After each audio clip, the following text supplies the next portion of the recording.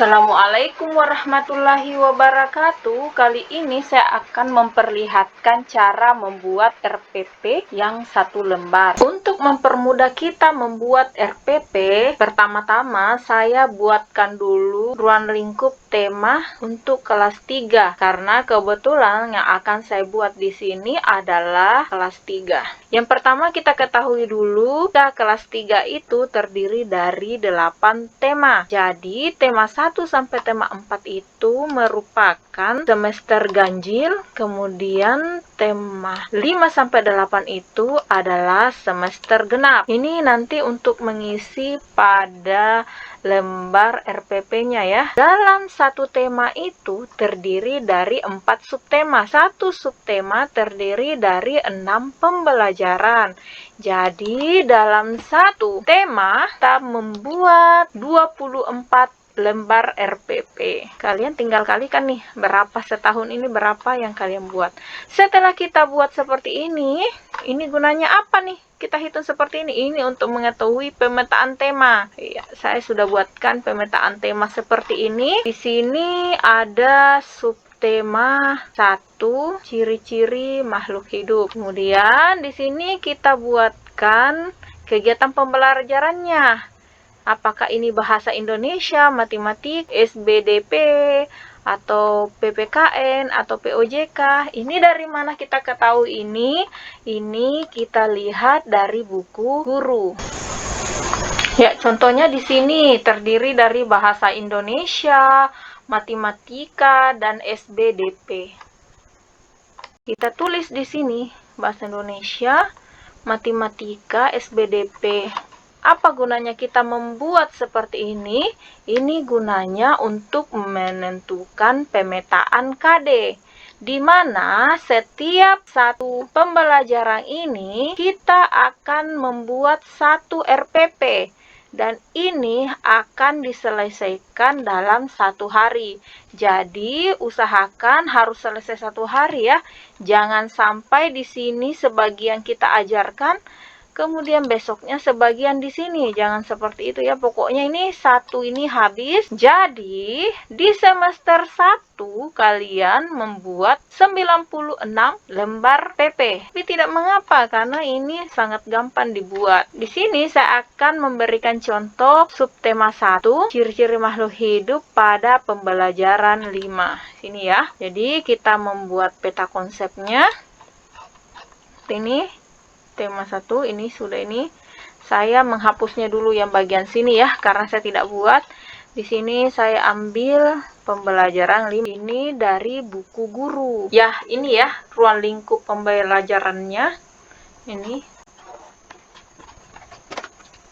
Kemudian di sini kita akan membaca dulu satu persatu ya.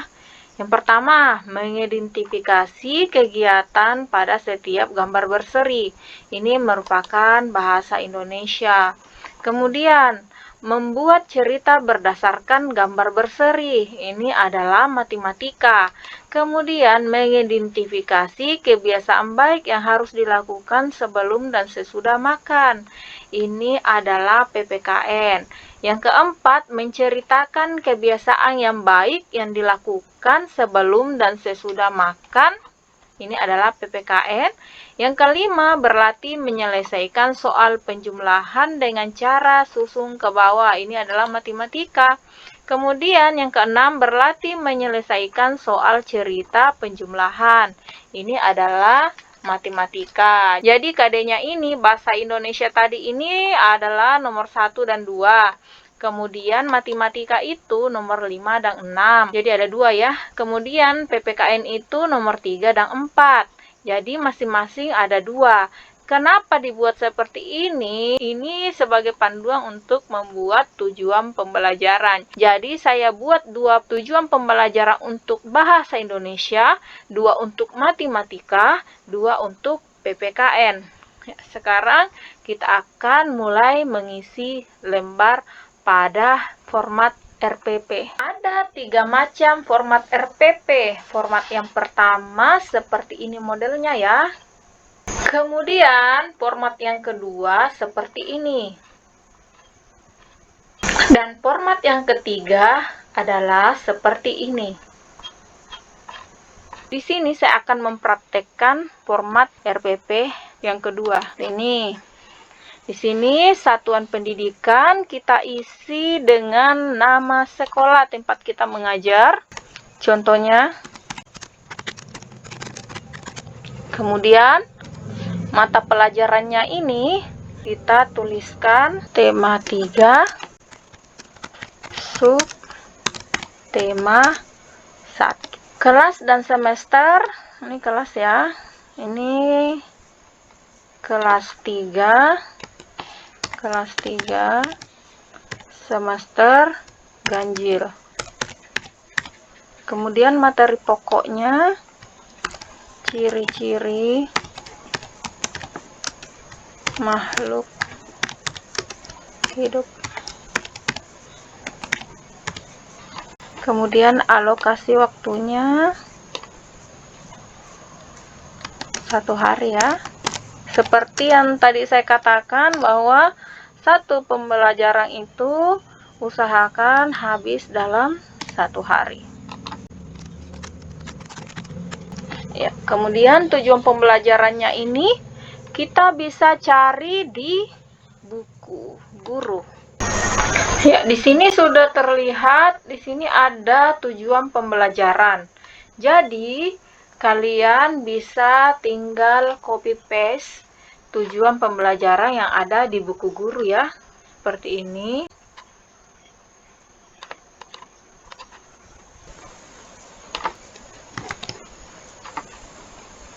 Ini tinggal kita rapikan.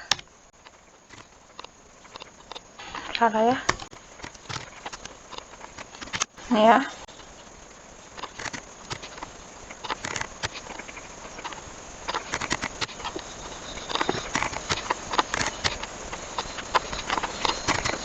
Kemudian ini tinggal kita rapikan.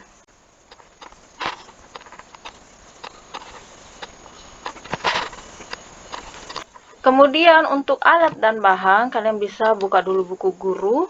Ya, di sini ada media dan alat pembelajaran. Ini bisa kalian masukkan atau bisa kalian menyesuaikan dengan keadaan siswa atau sekolah kalian masing-masing. Kemudian pertanyaannya, kita bisa mengambil pertanyaan dari tujuan pembelajaran 1 atau 2. Kita juga bisa mencari soal yang ada di kegiatan ini. Kalau tidak ada, kalian bisa langsung melihat tujuannya saja. Contohnya ini tujuannya. Di sini kalian bisa mengambil untuk bahasa Indonesia, kalian bisa mengambil, ini kan ada di tujuan ini, sebutkan ciri-ciri makhluk hidup. Kemudian yang kedua, kita lihat lagi yang untuk pertanyaan 3 dan 4 ini. Tujuan untuk tujuan 3 dan 4 ini di sini apa ya? Nih, siswa menceritakan pengalaman bersyukur kepada Tuhan Maha Esa. Berarti kita bisa menuliskan pertanyaannya, bagaimana cara kita bersyukur kepada Tuhan yang Maha Esa. Kemudian ini yang ketiga, kita ambil di tujuan 5 dan 6. Ini saya tuliskan aja.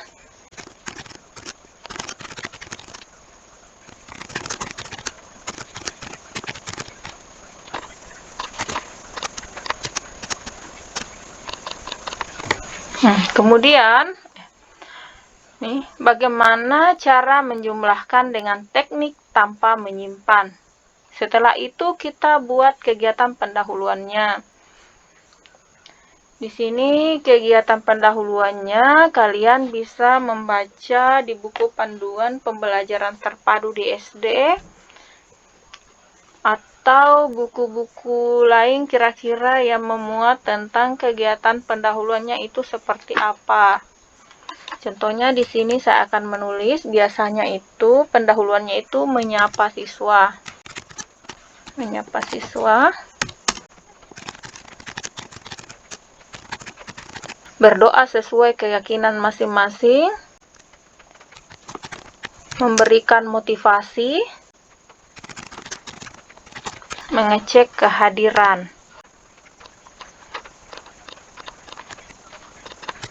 Kemudian yang kedua itu menyampaikan tujuan pembelajaran. Ini kita rapikan. Kemudian kegiatan intinya. Kalian bisa melihat dari buku. Ini kegiatan inti.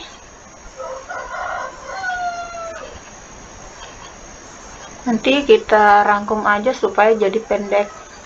Kemudian kita tulis dari kegiatan inti tadi itu, kita di sini bisa menuliskan poin-poinnya.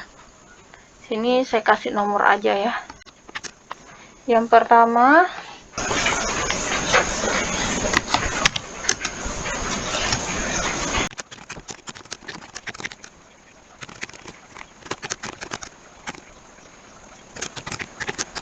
guru mengarahkan siswa untuk mengamati gambar dan menulis hasil cerita. Kita rapikan dulu ya sebelum dilanjutkan. Ini saya ganti saja dengan huruf A.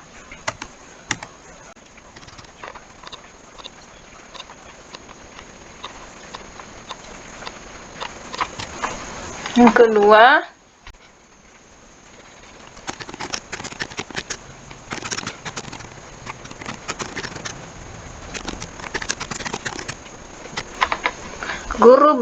kedua, guru berdiskusi dan mempresentasikan hasil pekerjaan. Ini saya hapus dulu ya.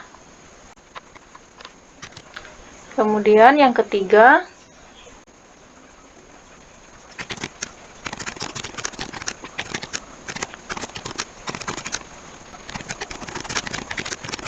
guru mengarahkan siswa untuk bercerita tentang kebiasaan sebelum makan.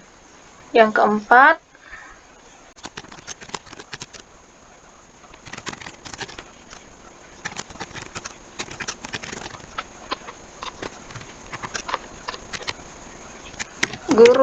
yang kelima,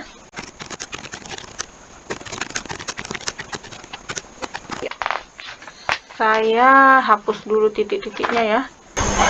Untuk kegiatan penutup, kalian bisa melihat di buku guru, ini seperti ini ya. Kalian tinggal meringkas aja kata-katanya di sini.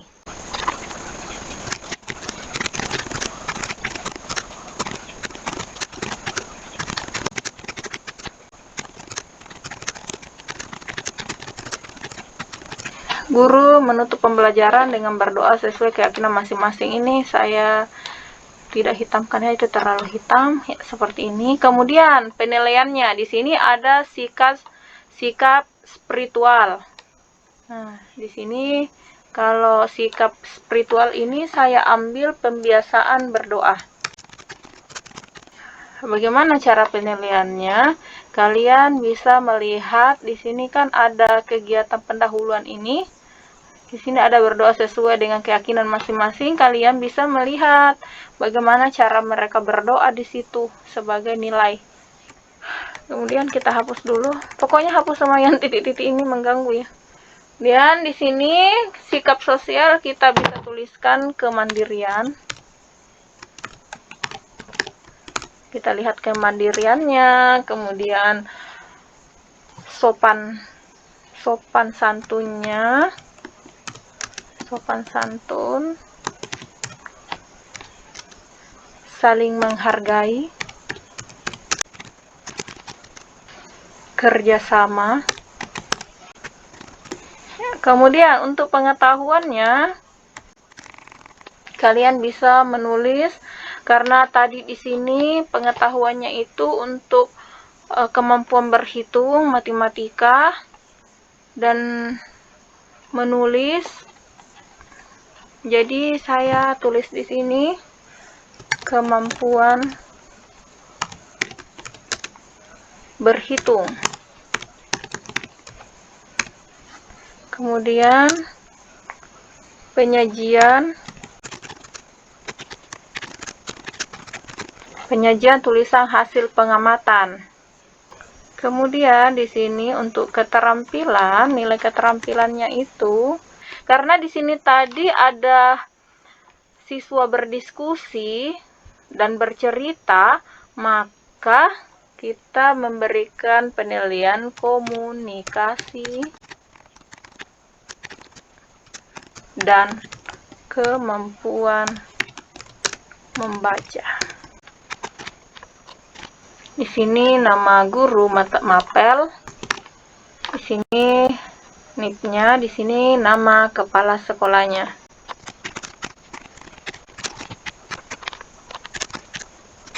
Contohnya seperti ini ya. Bagaimana teman-teman? Ini termasuk sangat mudah kan cara membuatnya?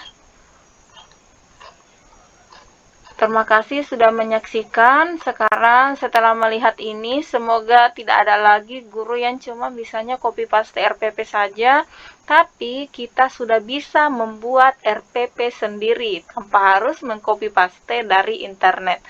Oke, terima kasih. Assalamualaikum warahmatullahi wabarakatuh.